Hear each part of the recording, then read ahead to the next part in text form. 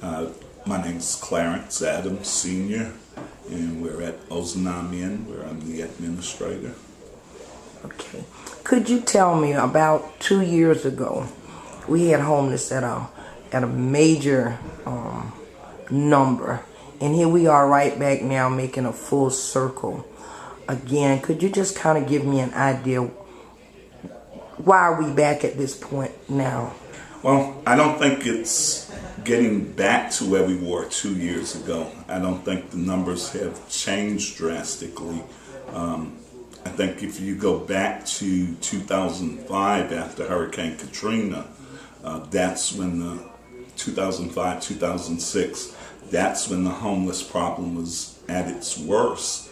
We're probably a few hundred less than that right now, but when after Katrina, they tore down the big four projects, and the federal government said there was no need for those because we had already housed everyone who was living in public housing who wanted to get back. But I don't think they ever looked at the fact that our homeless population had pretty much tripled after Hurricane Katrina.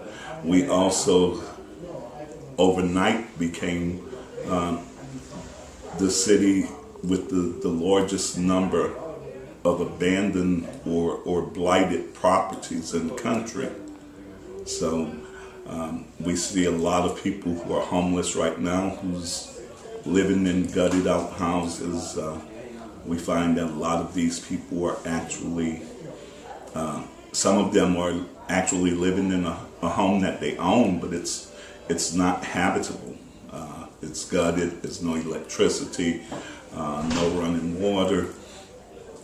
We also find they're finding more and more people living in abandoned houses who are